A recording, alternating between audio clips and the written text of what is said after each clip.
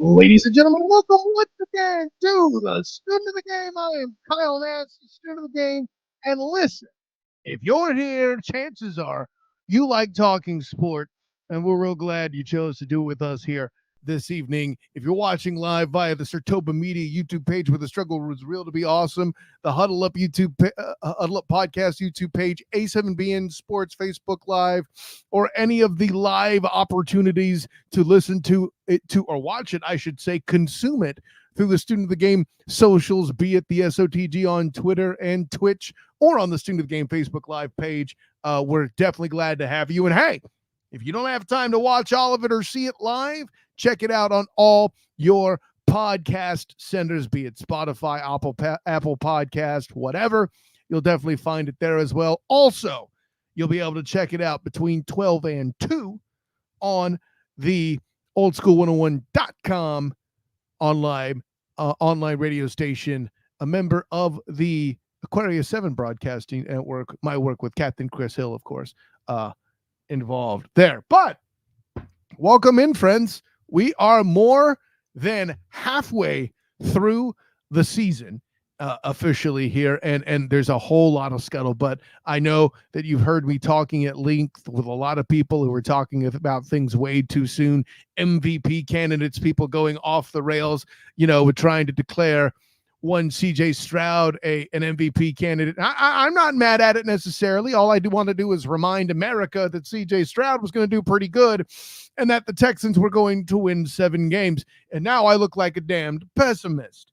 Meanwhile, the world's trying to tell me that Will Levis was a first-round pick, and it's not looking that way currently. But it's all good. It might be a little bit too soon to pass judgment on whether or not he's a good quarterback. All I'm just saying, it's a good thing he fell out of the first round for the sake of his career and the pressure levied on him.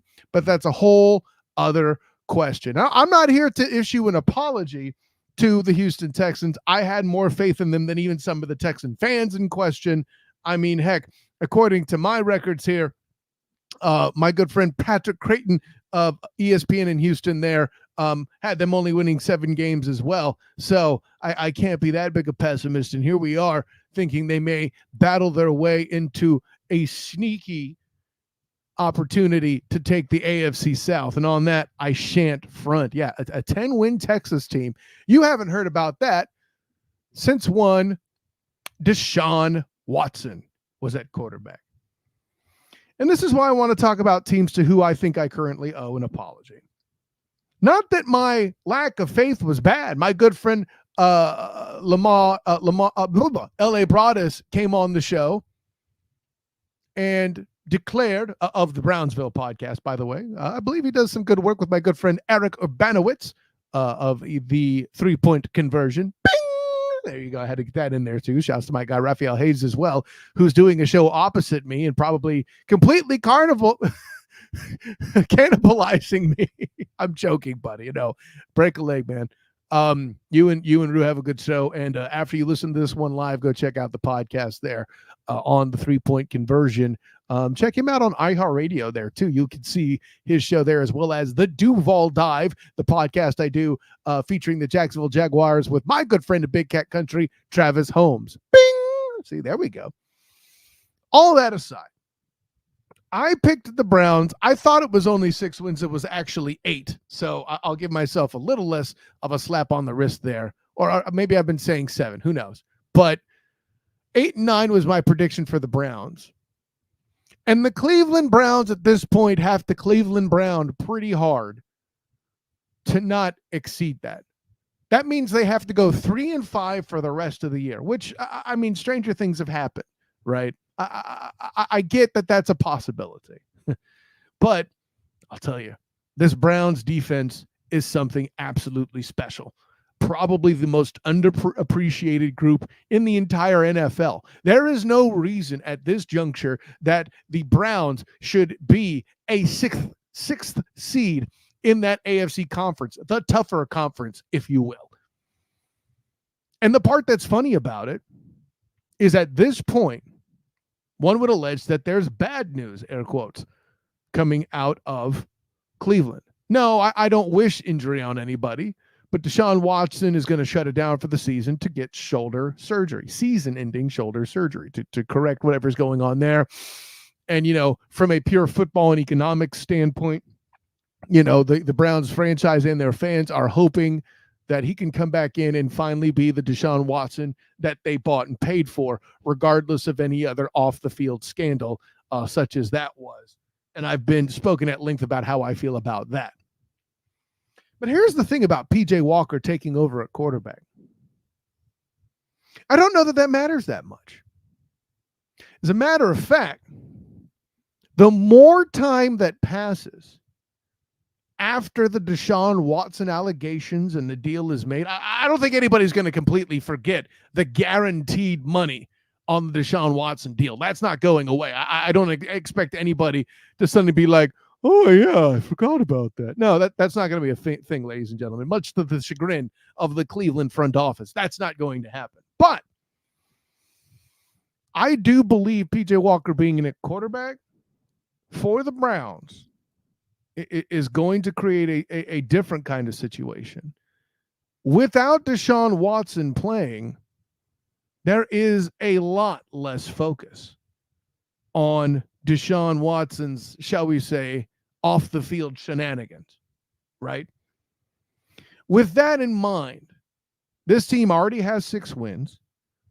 This team's schedule, I'm not going to sit here and say, oh, it's easy. No, but I think, listen, I've been on record saying that 9 times out of 10 wins is a playoff spot guarantee before it was expanded to 7 games. Or 7 spots, rather, 7 games, 7 spots. The remaining schedule after stealing a win from the Baltimore Ravens, who I have winning 11 this year, and a playoff team currently in my predictions, right? My predictions back, I think I did the AFC North episode in early September, late August, somewhere in there. I'd have to check. So their next game is hosting Pittsburgh, which that could go either way. We'll pick that later tonight. Then they have the Broncos, Rams, and Jags in succession on the road for the first 2. Then to finish the season, Chicago, Houston, New York, Cincinnati. There's 2 clearly winnable games in the Denver Broncos and the Chicago Bears, right? To secure 10 wins, they have to get a pair, including Pittsburgh, Los Angeles, the Rams, more specifically, the Jags, hosting the Jets, and going on the road against the Texans, or finishing the season possibly with 10 wins. Could come down to a trip to the Skyline Central there of Cincinnati with Joey Burr, who historically, at least, the Cincinnati Bengals have struggled with Joey Burr at quarterback against the Browns. Folks, 10 wins is incredibly realistic, right? Essentially, I guess what I'm saying is all they have to do is go 500 the rest of the year and they're a playoff team. Who had that on the bingo card? Okay, I know the answer is LA Broaddus because he picked them to win 11. But considering the fact that Deshaun Watson and his identity and having to deal with being the villain and all of that stuff is officially off the table, I think that's a big deal. I know they don't have Nick Chubb. I get it. But carrying the load is Jerome Ford, right? This guy's a good running back. Simply put.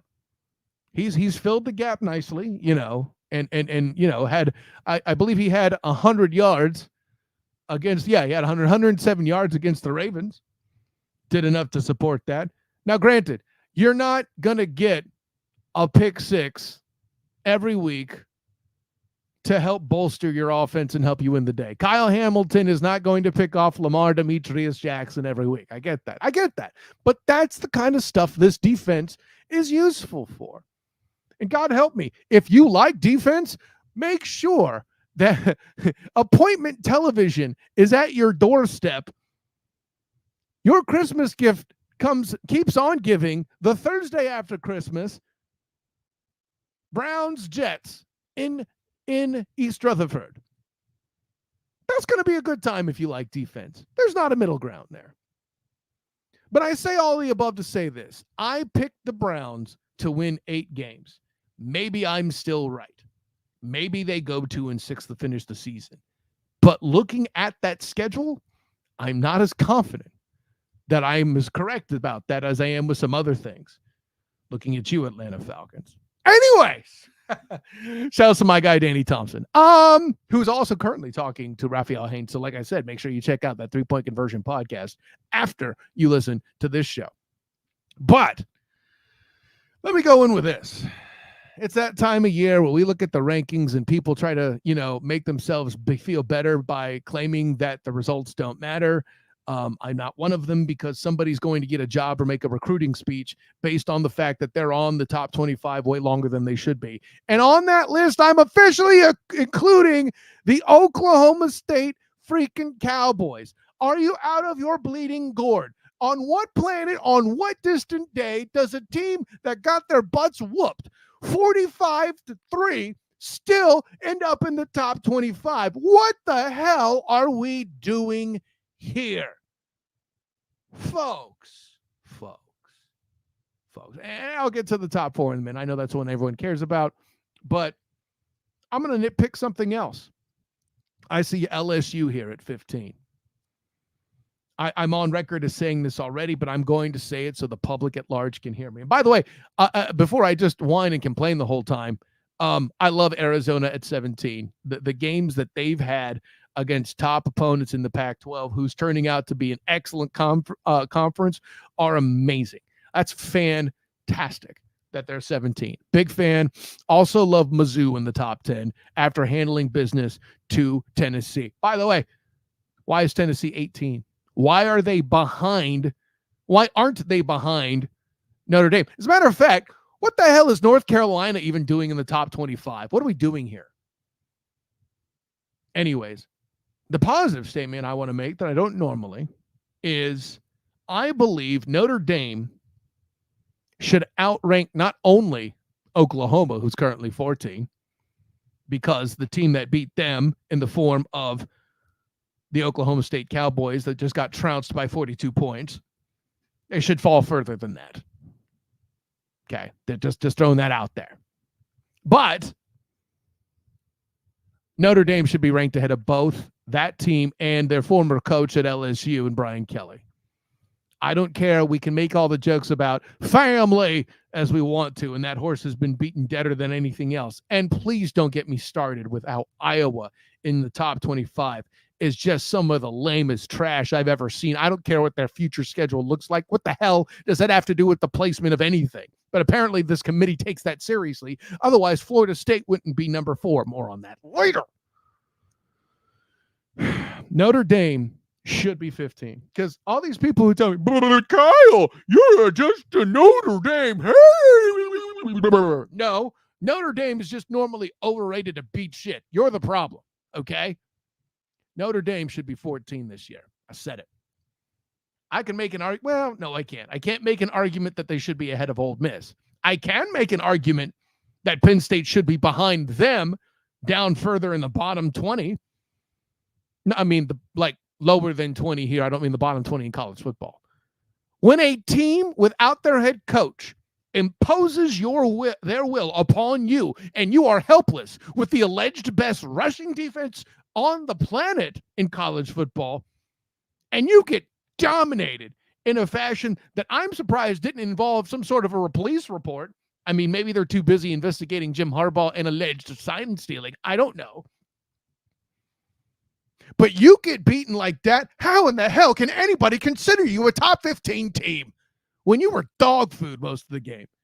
Absolute garbage take. This committee, I'm going to say it again. This is the worst performance by a college football committee in its existence. If anybody has an idea of anything that's worse, any year that's worse, please hit me up. I'm more than happy for you to hand me a year, and I'll do the research and give a rating. SOTG on Twitter, Threads, Instagram, Facebook, the student of the game. I want examples. It's a reverse Mike Singletary as a 49er coach. I want losers. Give me versions of this that are worse, because I ain't seen them lately. Need more evidence? Washington is below Florida State in the rankings. Can somebody tell me why? Tell me why. Okay, what are we doing here? I had to throw in some Backstreet Boys so I'm not just shouting in the mic the whole time like it's a Fansville Dr. Pepper commercial here. Hot take. See what I did there? Florida State has played powder puffs all season except for LSU, who themselves are overranked as a top 15 team. And when they lose another game, which they may very well, you'll be running out of ammunition, committee, to hide Washington below FSU. Not great, Bob. Right? You expect me to believe that LSU is a top 15 worthy team? I'll tell you this, they'll beat Georgia State, absolute juggernauts, by the way. And then they play Texas A&M. Maybe they'll win out. I don't know. But I know they're not playing in the conference championship. I know that. That's locked. Math, fool. What is this committee doing? Ruining the sport. But hey, you know, if anybody was wondering or was anti an expanded playoff, this is why it's here. The committee's pure 100% ignorance in their own damn jobs with active ADs propelling this thing in a garbage direction where nobody wins. Well, maybe the TV rankings do, right? The Blue Bloods get their precious Florida State. Whatever. Now, I'll say this. Washington should not only be in the playoff, Oregon should be ahead of Florida State. But you know what? I'm not, off the top of my head, I'm not aware of an ACC Pac-12 bowl game. But FSU and Oregon, I know there's some history there in the playoffs and all that stuff. Right? That was Jameis Winston setting the ball on the turf while Oregon handles business before they themselves get plowed in a different round of the college football playoff, if I remember correctly. That would be the original. Actually, I say the debut college football playoff in question. Right? I don't know. I don't have it open. I'm not researching it, but my memory tells me that's the case. Correct me if I'm wrong. I'm sure someone will. But that would be a hell of a bowl game. I'd love to see that. Unfortunately, that won't happen either. So the committee's screwing us twice, is what I'm saying. My goodness. Anyways, no, I do love the respect that Oregon State is getting, being a number 11 team. That should be very interesting. Washington then playing this week. That should be fun. And if they win that game, there is no leg upon which to stand for keeping Florida State out, or rather in the top 4, I should say. That'll be interesting. And, you know, by the way, what if Louisville, who they're going to likely face in the ACC Conference Championship, what if they lose in their overranked selves, who aren't the number 9 team in the nation, and it's just absolute trash that they're ranked there? What will that entail, I wonder? I'm curious. Because I know Florida State doesn't play anybody that good on their actual schedule. You can't find them that way, right? What if Louisville blows a game? That completely renders them being FSU creditless, right? They don't have a single leg to stand on. Cheer hard for Miami and Kentucky, friends. That's all I'm saying. That's our only hope for justice for Washington and Michael Penix, assuming they handle their business. And in the words of Forrest Gump, that's all I have to say about that. Anyways, so that's all I have. Yeah, that's my piece on the college football playoff. Let me go ahead and jump here and do the NFL picks for the upcoming week. Now, I know this is a shorter episode. I don't have a guest this week. That is what it is. Next week, though, we are due to have Matt Murschel of the Orlando Sentinel, their national football writer, their FSU guy. He's always a fun time too. He'll help me understand the respect that certain teams are getting, or maybe be just as confused as I am. That's happened on this show. Let me be clear about all of that. No, but also, you know, call it personal fan service if you want. But I'll also I'm also working to have a guest on to talk a little bit about the Seattle Seahawks, one of the pro sports fan apps media casters who handles the Seattle Seahawks chat. You'll know her handle as Dana OG. She'll be on next week if all goes well. So we'll talk about the Seahawks, and now that Trent Williams is no longer hurt, their chances of holding pat and winning out the NFC West. But with that in mind, let's go ahead and pick these games this week, shall we? Anyways, okay, so for all the people that complain about Thursday night football this week, shut your butts. Cincinnati Bengals travel to the Baltimore Ravens, and Al Michaels finally has a good game to watch to distract him from the mediocrity that is Kirk Herbstreit. I'm excited for Al personally. And actually, America should be excited. Joey Burr versus Lamar Demetrius Jackson. Sounds like a fun time. If you're a betting man, do not bet this game. What are you thinking? Don't do it. This game may form up to be the new rival that replaces Steelers Ravens. If assuming, Mike Tomlin and company continue to struggle. And I mean, I say struggle, but listen, they're on a path to be a playoff team too. The AFC North is on a path to be a team that could send 4. I don't think that happens, but the lowest win total in the division is 6 wins. It's crazy.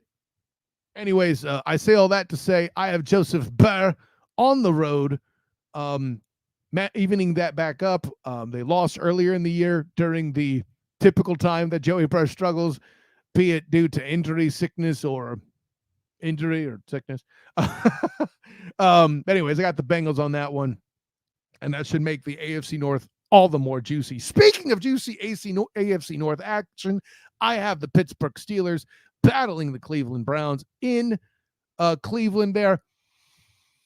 I'm taking Pittsburgh. I'm picketing for Kenny here on this one. Both defenses are absolutely fantastic. I just think that the Steelers have a better opportunity to cash in on the mistakes made. But again, do not bet this game on the outcome, but rather or on who's winning, but rather, not on the spread, but rather the over and the under. Take the under. I don't care if the under is set at 10. Take the damn under in this game if you're a betting fool. Chicago, Detroit, I'm not wasting time. It's the Lions. If it's not, that'll be an actual story. LA versus Green Bay. Listen, as disappointing as the alleged superchargers of LA have been, Green Bay has been as disappointing as we've all thought. So I'll say all the above to say I think the Chargers handle it, take care of business there. Put me down for the Chargers for that one. The Raiders travel to Miami to battle the Dolphins. Now remember, the one thing the Dolphins can't handle is a good defense. Beyond Max Starks, I am not worried about the Vegas defense. I have the Dolphins for that game. The Giants do battle against Washington. Washington's it's not that Washington's that good, is that the Giants are that bad, and Eric Bieniemy will crush that defense, and poor Saquon Barkley will be forced to watch. The Dallas Cowboys will battle who I currently think is the worst team in the NFL, the Carolina Panthers. Dallas wins. They can't even choke that away. Moving on. The Tennessee Titans head to Jacksonville to battle the Jaguars at Everbank Stadium, fresh off of their walloping at the hands of the San Francisco 49ers. Listen, I get that Simmons up front is going to be an issue for them to battle with the offensive line issues that the Jags have had to deal with. But you got to score points in order to actually beat the Jags because their defense is really good. And I don't believe in Will Levis's ability to do that. Listen, the only way the Titans win is if Derrick Henry has a big game, and the Jags have been designed over the past 3 seasons to do precisely that. Stop him, So I have the Jags. I wouldn't bet. I'll say if you're going to bet if the spread is more than 4 points, take the Titans with the point. But yeah, or I should say more than 3 points even. Anyways, the Cardinals head over to Houston. Come on, are you going to bet against CJ Stroud? I'm not. The Buccaneers and Baker Mayfield head over to San Francisco. That's more carnage. I'm just glad it's not in the state of Florida this time. The Bucs are going on the road, so that should be fine. The Jets and the Bills. Now, I have made fun of certain entities out there in the internet world, specifically my good friend EJ Christian, for declaring every third game in the college and NFL docket a must-win. However, with the drama that's going on in the locker rooms of either of these teams, be it the Jets or the Bills, either team, this is a must-win. But let me tell you why. Has anybody looked at the Jets' schedule lately? Or I shouldn't say the Jets, rather the Bills. I beg your pardon. The Bills, fresh off of losing to the damn Broncos, by the way, on Monday Night Football, primetime fail at its finest. After the Jets, they have 3 weeks. Super Bowl runner-up Eagles, bye week, Super Bowl champion Chiefs, rather. That's Jalen Hurts, bye week, Patrick LeVon Mahomes II, and Travis Michael Kelce. That's rough. And I've heard people even say that Eagle receiver A.J. Brown should get MVP consideration, as if it's some sort of blasphemy in Philadelphia to assume that Jalen Hurts isn't an MVP candidate. He's not, just so we're clear. Okay, thanks. But after that, Cowboys, Chargers, and then the Patriots and Dolphins to close out. It's not an easy time. And you already gave up an easy game in the Broncos from a team that was one time regarded the worst team in the league this time, I'll say a month ago, right? Not to say the Jets have it any easier, right? In their case, they're just trying to do their best Wilson Phillips impression every day until Aaron Charlotte Rodgers comes back, right? Hold on for one more game. See what I did there? It's parody. The Jets schedule is as follows, right? After they face the Bills this week, Dolphins, Falcons, Texans, Dolphins again, Commanders, Browns, Patriots. Not as hard as the Bills in that they aren't holding defending Super Bowl champions / runners up, but not simple either. But the biggest thing is all the disarray in the front office that both sides are dealing with. The Bills in particular just fired Ken Dorsey, their offensive coordinator, because he's the problem, not. Meanwhile, Zach Wilson continues to have more and more and more and more people publicly flog him. And that can't help the psyche of the Jets team. Winning cures all things. And if either of these two teams expect to make it to the playoffs, a win this Sunday would go a long way for that. And I say all of that just mostly because I'm stalling. I really don't know who to pick to win this football game. It just seems impossible for me to take Zach Wilson seriously, regardless of whatever issues Josh Allen's been having. So I will, with cautious optimism, take the Bills to win this football game. But do me a favor. Don't color me surprised if I get this one wrong, dudes. Like, if you're that confident, you need to go. First of all, if you're that confident and you're right, you need to play the damn lotto, people. I'm just going to throw that out there while we're on the topic. Anyways, let's get back to the schedule at hand here so we can finish the picks for the week. Okay, God, I don't believe I just called it a must win, but I'm already on record for it on the Huddle Up podcast. Bing! So that, you know, what do I know?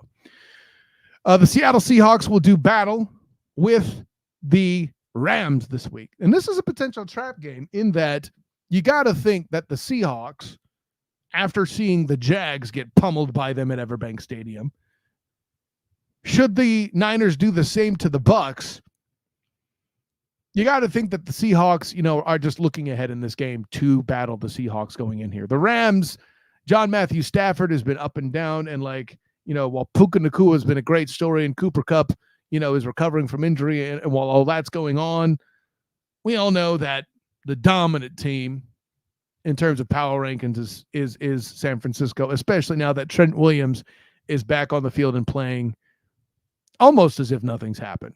So, let's see. The Sunday night game, the Vikings versus the Broncos. Listen, this game is going to probably be closer than it should, much like Monday night. I don't know why the hell this is a primetime game while we're on that topic, but yeah, go ahead and give me the Vikings on the road. Josh Dobbs has made this a team that I could actually be more comfortable with. And hey, it's prime time. Maybe Dobbs can break the curse of the Cousins. Who knows? And of course, a Super Bowl rematch on Monday night. It's almost as if they did this on purpose. The Philadelphia Eagles battle the Kansas City Chiefs. Guys, I got to tell you, for all the weapons that the Eagles have, I need to remind you of a point I made earlier this season. The Chiefs are a defensive team now, folks. Those are the facts of the case. And I don't care who you are. Patrick Mahomes II may have just come off of a loss to the Broncos relatively recently. Granted, they recovered by beating the Dolphins in Germany. 21-14, by the way. Not exactly a barn-burning score. Whole other question. But against a team coached by Mike McDaniel with Tyreek Hill, the guy who I said was the midseason MVP, that's supposed to blow people up, that scored 70 points on the Broncos in question, to which the Chiefs just lost. I don't know, man. Sports! So that's why this game's hard to pick. But at the end of the day, I'm going to pick the Chiefs defense as the more reliable entity than the Eagles offense. That's not me saying the Eagles offense is bad. I just find the Chiefs defense to be a touch more reliable right now. And if the score is kept low, you're going to ask me to bet against Patrick Mahomes II and Travis Michael Kelce? Nah, fam. I don't care if it's at the link or not. Now, that may make the difference. Maybe the Eagles win the regular season rematch. That'd be adorable for them to do after losing the Super Bowl. But, yeah, I'm going to go on record with the Chiefs. You know, sue me.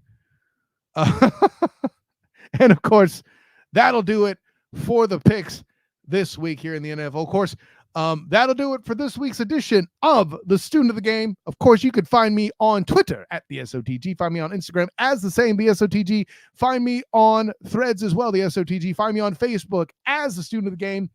Check out my writings with the Jaguar Report of Fan Nation of SI, as well as the 3-point conversion. Check out YouTube stuff I put up there as well. Locker room interviews, things like that. From Everbank Stadium on the 3-point conversion YouTube channel, and also on the 3-point conversion iHeartRadio channel as well. Check out the Duval Dive, which will be taking place on Friday at 11:15 a.m. And of course, that'll be available as well on the podcasts and on oldschool101.com between 12 and 2 on Sunday if you miss the live stream, or you don't catch it on the 3-point conversion iHeart channel. Of course, on YouTube here, if you happen to be sampling here, any of the pods, you can also find the Duval Dive. Me and my guy, Travis Holmes, Big Cat Country. Boom. Also, I will be covering UCF basketball tomorrow night as this goes. Thursday night, November the 16th, as they host Cal State Fullerton for the Black and Gold Banneret. I'll also be writing up this week's edition of Night Class out of Lubbock as Texas Tech hosts the UCF Knights in football. Post-game show of Night Shift with my Black and Gold Banneret crew as well. Bing! To all of that, by the way. And hey, in case you're wondering my opinion of the recent beatdown in question handed to the Oklahoma State Cowboys by way of the UCF Knights, check also my Night Class article on the blackandgoldbanneret.com. Yeah, that's all the shouts. That's all the props that I can hand to stuff I do throughout the week. Thank you guys for checking in, and appreciate you enjoying this abridged version of the Student of the Game pod this week. But until next time, everyone, class dismissed.